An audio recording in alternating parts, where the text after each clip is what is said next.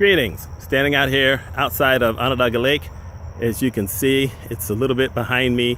It's later in the evening, so I'm not as bright, at least not as bright as this shirt. So I got a story to tell you.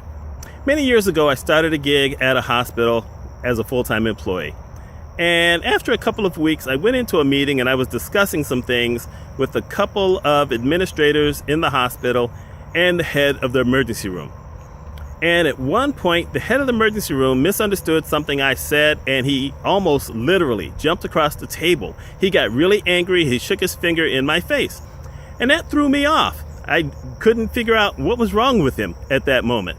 And so I explained better what was going on. He sat back down. He calmed down. And I pretty much forgot about it.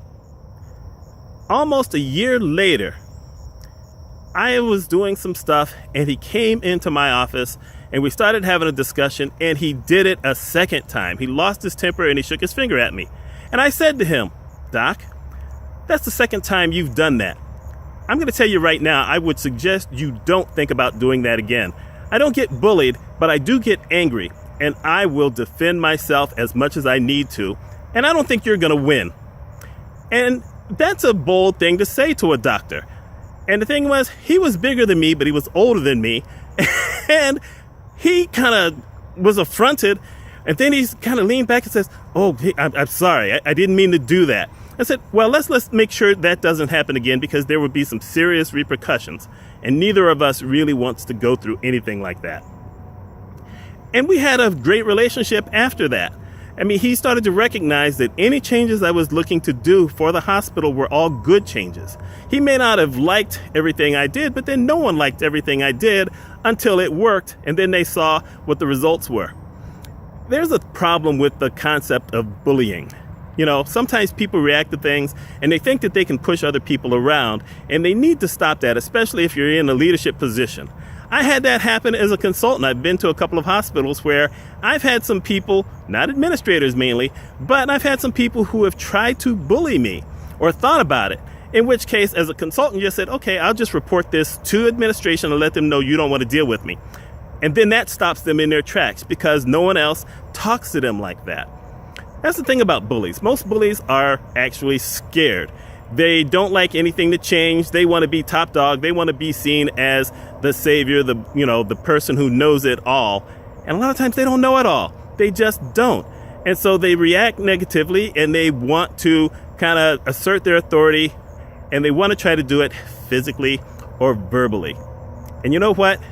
You can't back down to a bully, because the first time you do, if you're going to be there a while, then they're going to continue doing it. I'm sure that that doctor, who was basically a nice guy, probably did that to some other people, and it worked. And I'm sure that people at some of the other situations I was in did that to others, and it worked. That stuff doesn't work with me. Of course, I'm also 6 foot tall, over 250, so I have at least a little bit behind me. But it's never about being physical. I didn't like bullies as a kid, and I only ever had one that I had to worry about, because I was nice to so many other people that bullies had to worry about the people who wanted to stop them from messing with me, that I almost never got bullied more than once.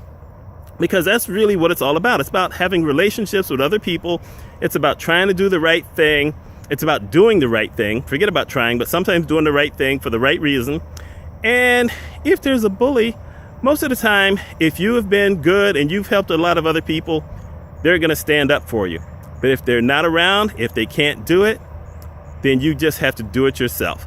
And when it comes to employment, here's the thing. If they bully you and they threaten to fire you, you know what? You're better off leaving. And if they bully you and they don't have the authority to fire you, you need to report it, or you need to take care of your business. I'm not saying to necessarily threaten somebody, because I did not threaten that doctor. At least I don't see it as a threat. But I put them on notice. And that's really what you have to do. So if you're a bully, there's some people who are going to see this video and understand what to do against you. I think you should stop. If you're dealing with a bully and you're an adult and you're at work, and even if the bully is someone you report to, don't put up with it. Report them. Or take it in your own hands and say something back. What can they do?